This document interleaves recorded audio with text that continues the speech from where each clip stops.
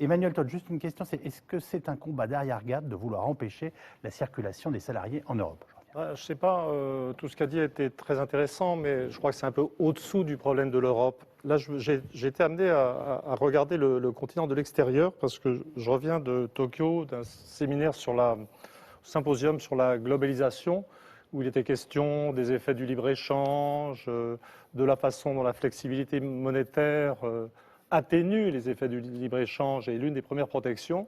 Et tout d'un coup, j'ai eu là-bas, au milieu de ces économistes japonais très compétents, vous savez que le Japon a fait une politique monétaire de relance, est en train de sortir de la crise, c'est-à-dire que c'est tout à fait l'anti-Europe actuellement. Et tout d'un coup, j'ai eu une illumination et je me suis dit, mais les choses se sont inversées. C'est-à-dire qu'autrefois, l'Europe, ça avait été construit avec l'idée d'une collectivité de protection. Et d'ailleurs, Karine Berger a employé le mot de protection à 6 ou 7 reprises comme quelque chose de très tentant. Et je me suis rendu compte qu'en fait, l'Europe, avec surtout en son cœur l'euro, a recréé des situations de compétition de libre-échange maximale, quelque chose qui ressemble un peu à l'effet de l'étalon or autrefois. Et on ne s'en rend pas compte, mais si on sort, si on va discuter à Washington ou si on va discuter à Tokyo, on se rend compte que la situation de l'Europe dans le processus de globalisation, de libre-échange concurrentiel, s'est inversée. On le percevait comme une zone je dirais, de protection. C'était ça au départ l'Europe, avec le tarif extérieur commun. Oui.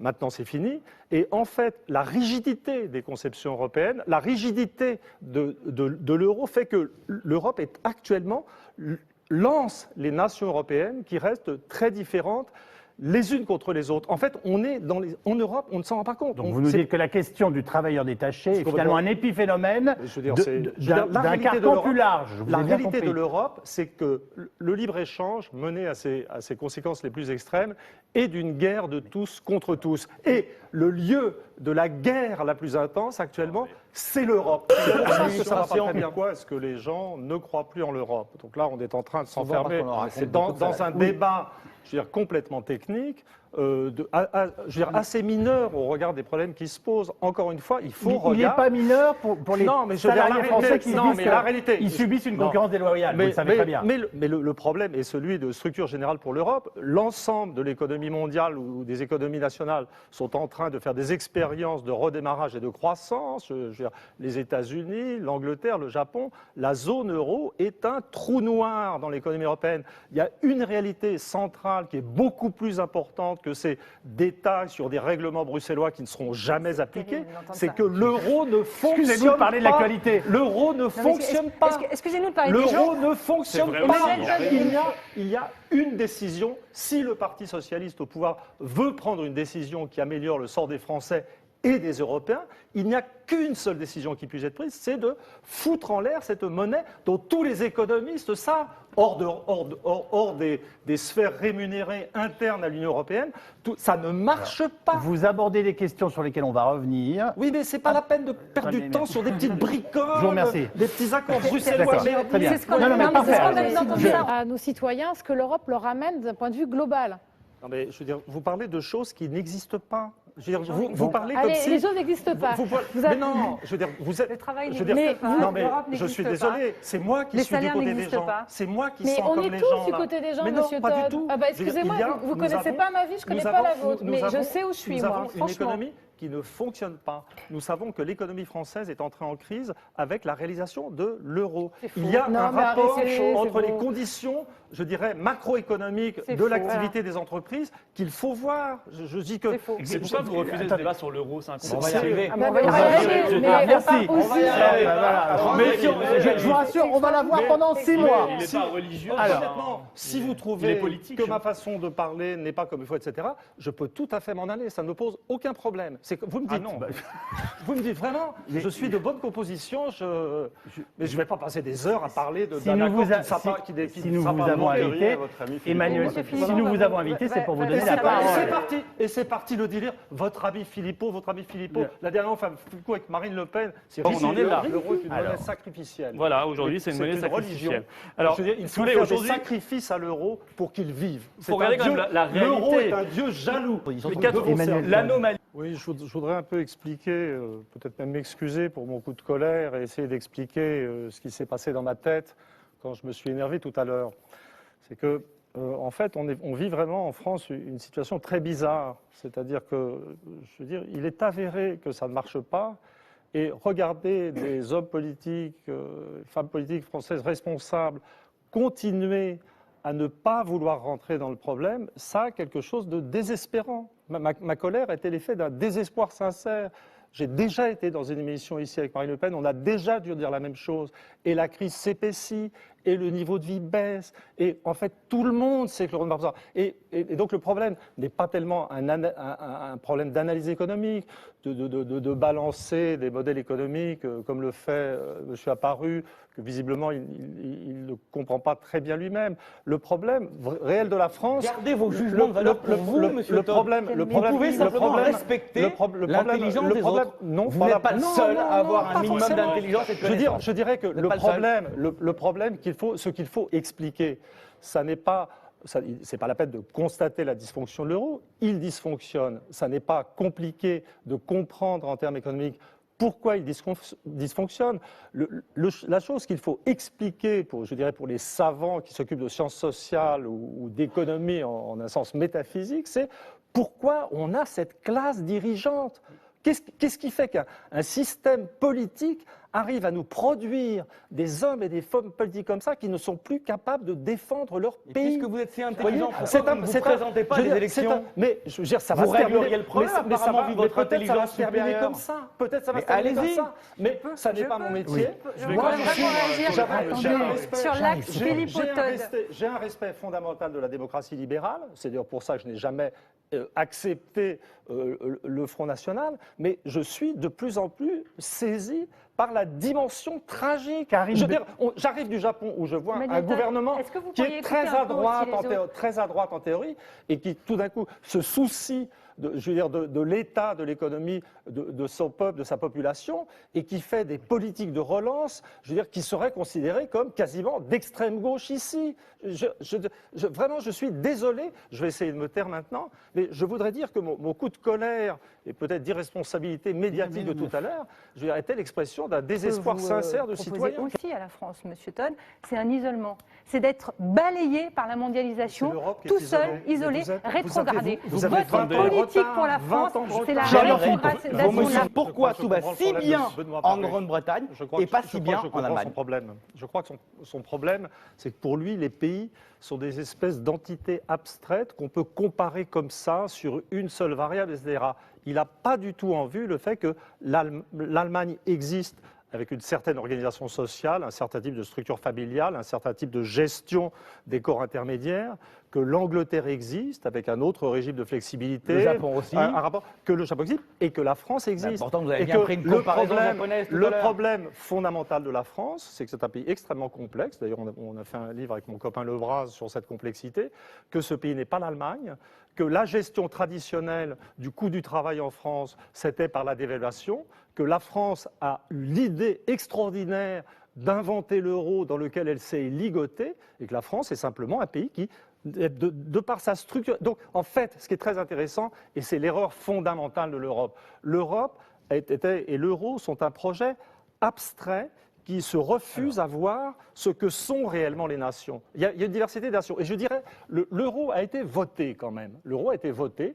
J'étais contre le traité de Maastricht, mais il a été voté de peu. Donc il était, au départ, légitime. Mais le problème fondamental de la démocratie, c'est que même un peuple ne peut pas voter son abolition. Les Français sont les Français. Vous n'en ferez pas autre chose. Ils ont besoin de leur monnaie, ils ont besoin de la flexibilité monétaire. Et la liberté de la France, ça ne sera pas la liberté de l'Angleterre. Emmanuel Donc vous êtes...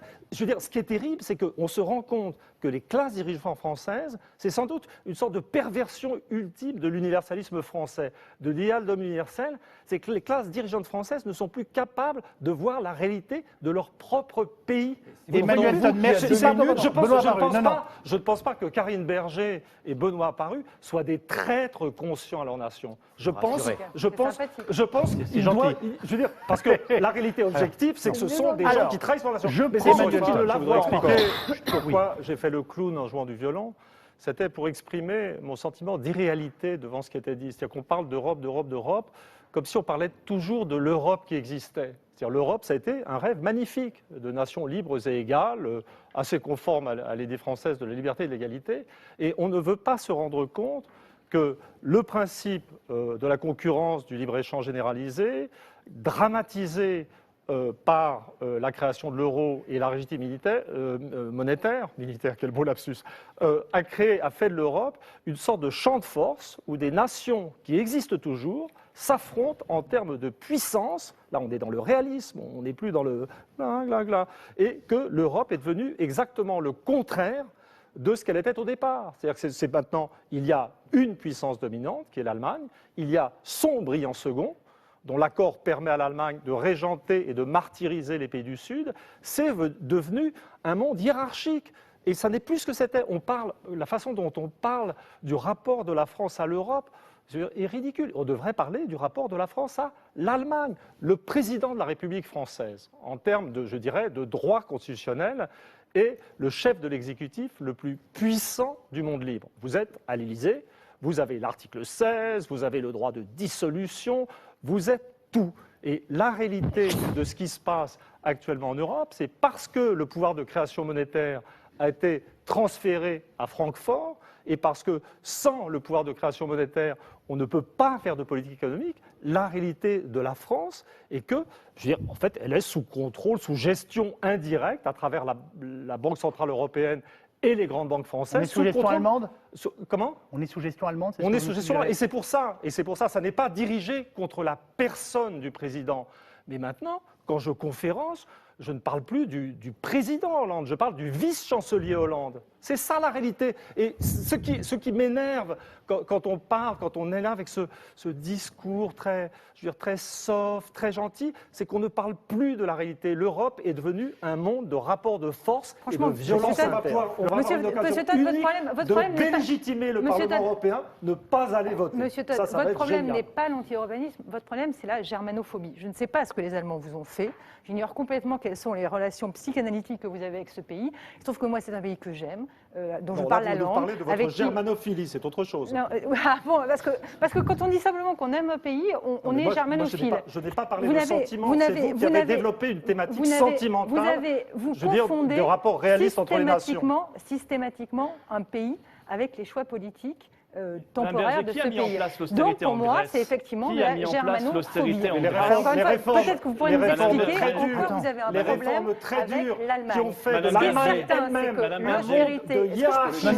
Non. Est-ce que je peux finir? Vous laissez terminer Karine Berger, s'il vous plaît. Les politiques d'austérité. Il y a une chose fondamentale qui est dans le droit fil de ce que vient de dire Karine Berger. Elle essaie de nous vendre, c'est le truc habituel, c'est même son truc habituel. J'ai déjà fait un débat avec elle. Je veux dire, il y a une autre Europe, une autre Allemagne, la gauche. Mais les réformes qui ont fait de l'Allemagne une économie compétitive très dure, qui ont abouti à l'apparition en Allemagne d'une catégorie de travailleurs sous-payés, je veux dire, été fait par un chancelier social-démocrate. C'est les sociaux-démocrates. C'est-à-dire qu'à un moment décisif de l'histoire allemande et récente, la gauche allemande a été pire que la droite. Vous décrivez une France qui serait en quelque sorte une région européenne, plus qu'un pays. C'est ce que veulent les Allemands. Je vais au bout de votre logique. Mais pourquoi pas Et on peut se sentir française comme aujourd'hui. Moi, je me sens parisienne, et française, et européenne. Il faut choisir. Si vous voulez la dissolution de l'État-nation, ne vous dites plus française, dites-vous européenne. Excusez-moi, je ne sais pas de quelle région de France vous venez, mais je suis sûre que vous avez... Mais oui, non, mais sincèrement, je pense qu'il faut aussi arrêter avec ce sentiment national. Cette vision de l'Europe comme le lieu de la démocratie et de la liberté, c'est un problème absolument fondamental et c'est le fond de mon inquiétude, parce que c'est une vision déformée de l'histoire. Si on regarde l'histoire de la démocratie occidentale, ça n'est pas l'histoire de l'Europe. La démocratie occidentale, c'est la France, l'Angleterre et les États-Unis. C'est le monde atlantique. C'est là que la démocratie a été inventée. Et la réalité de l'Europe continentale dans l'histoire, à partir de l'après-révolution française ou de l'après-révolution anglaise de 1688, c'est plutôt l'incapacité du continent à suivre les Français, les Anglais et les Américains. Les inventions politiques de l'Europe au XXe siècle, ça a été le fascisme, ça a été le nazisme, ça a été le franquisme. Et en fait, la zone euro, si vous la regardez vers 1930, à l'exception de la France, je veux dire, et du Benelux, ça n'est pas une zone de démocratie. Et ce qui me fait vraiment peur en tant que prospectiviste, là je suis complètement sérieux, Avant, ça pourrait se discuter. Mais là, je suis complètement sérieux.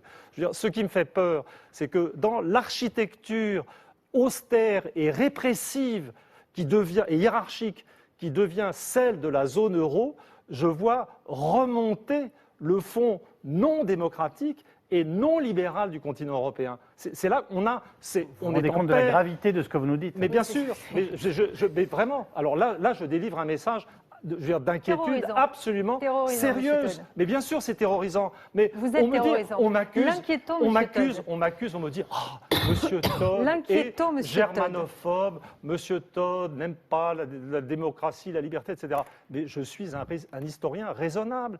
L'école historique française, c'est l'histoire de la longue durée. Et se poser au moment où l'Europe est devenue un système hiérarchique avec des sous-hommes qui sont les Grecs et des semi-sous-hommes qui sont je ne sais quel pays, et avec l'Allemagne qui organise tout ça avec la complaisance de la France, je dois me poser la question raisonnablement de ce qu'est l'Allemagne et dire qu'a priori, je veux dire, refuser de voir que l'histoire de l'Allemagne au cours du XXe siècle a été un peu particulière. Non, mais c'est scandaleux. Je ne peux pas laisser. Excusez-moi, je ne laisserai pas l'Allemagne être insultée de cette façon-là. Je ne laisserai pas remettre en cause le fait que l'Allemagne est une grande démocratie. Une démocratie où les droits des personnes. Je parle pas du présent. C'est pire ce que vous faites. C'est pire ce que vous faites. Très bien. Mais elle peut vous répondre par le présent. Si un pays. Il me semble. On est qu'au début. Je précise ma pensée pour ne pas être mal compris. Mais vous avez été très bien compris. On est qu'au début. Je parlais du pressentiment d'une dynamique très inquiétante. D'une influence d'extrême droite, il est voué à la honte de l'histoire. Il est voué à ne jamais connaître la démocratie. C'est scandaleux ce que vous dites. Ça signifie que n'importe quel pays qui a eu le malheur d'être en face d'une aventure populisme dans sa vie, dans des conditions économiques que tout le monde connaît dans les années 30 pour l'Allemagne, serait forcément à jamais banni de la liste des pays démocratiques sur cette planète. Je n'ai pas dit ça du tout. J'ai dit que compte tenu de la forme hiérarchique... Florian Philippot. Je dis que compte tenu... Non, ensuite je vais avoir tout le monde aux fesses en disant ce que je n'ai pas... en disant que j'ai dit des choses que je n'ai pas dit. J'ai dit que compte tenu... Non, mais tout le monde a compris, je vous rassure. Donc je dis que... Il n'y a que les gens de mauvaise foi qui ont pas compris. Compte tenu de l'allure étrange, inégalitaire, hiérarchique, autoritaire que prend cette Europe qui est actuellement sous hégémonie allemande, je dis qu'il n'est pas illégitime de se demander si nous ne sommes pas confrontés à une dynamique négative qui a certains rapports avec une dynamique particulière de la culture allemande. Surréaliste, vient de dire Benoît apparu. Et comme on fait de la géopolitique au sérieux, donc on passe son temps à se féliciter de la paix en Europe. Le seul sérieux. Il y en a qu'un qui est sérieux. C'est-à-dire la paix en Afrique, on ne peut pas s'en féliciter. Non, mais la paix en Afrique, c'est l'action de l'armée française toute seule. On peut pas s'en féliciter. Je veux dire, la paix en Europe, c'est une réalité. Tout autour, il n'y a pas la Emmanuel Todd. Emmanuel Todd. Après mon mauvais comportement tout à l'heure, je suis presque soulagé qu'on me coupe la parole à mon tour. C'est bien fait pour moi. La paix en Europe, je crois qu'il faut quand même être raisonnable. N'oublions pas de remercier nos amis américains qui ont établi la paix en Europe occidentale, qui par elle-même n'était arrivée à rien qui soit manifeste. En ce qui concerne l'Ukraine, je suis un peu préoccupé d'entendre un nouveau mythe monter, l'idée les Ukrainiens veulent ceci, les Ukrainiens veulent cela. La réalité de l'Ukraine, c'est que c'est une double nation, avec une partie qui est simplement russe et une partie qui est ukrainienne avec une langue ukrainienne. Et donc l'Ukraine n'a jamais existé comme une nation simple, et depuis l'explosion de l'Union soviétique, elle est soumise à des pressions contradictoires. Donc dans un premier temps, on a eu le sentiment que dans l'échec du communisme, qui était aussi l'échec des Russes, l'Ukraine allait effectivement dériver à toute vapeur vers l'Europe. C'était le sens des révolutions oranges et toutes ces choses. Mais la tendance générale qui s'affirme depuis, en dépit de ces drapeaux européens dans une partie de la population, la tendance générale en Ukraine est plutôt... C'est pas tellement qu'elle s'éloigne de l'Europe, les deux parties de l'Ukraine sont, je veux dire, c'est une division polaire qui ne peut pas être résolue. Mais le problème de l'Ukraine, c'est justement que l'Europe n'a pas la dynamique qui permettrait d'attirer à elle l'ensemble du système, et que la Russie de Poutine est plutôt dans une remontée de puissance et d'organisation, et que son poids, je dirais, particulier en Ukraine augmente. Donc la tendance de l'Ukraine, la réalité de l'Ukraine, c'est qu'elle est divisée, Et la tendance, c'est que l'Europe a de moins en moins d'énergie pour l'entendre. Vous entendez à Paris. À Paris, nous savez très bien, on n'en veut pas en Europe.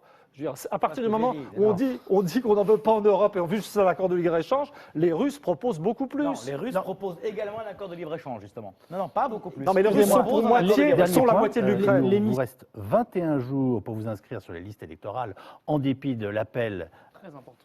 Oui, nous sommes d'accord. En dépit de l'appel d'Emmanuel Todt tout à l'heure qui nous dit qu'il faut s'abstenir aux élections européennes, des élections qui auront lieu le 25 mai prochain. Et par ailleurs, si vous inscrivez, vous pourrez même voter au municipal.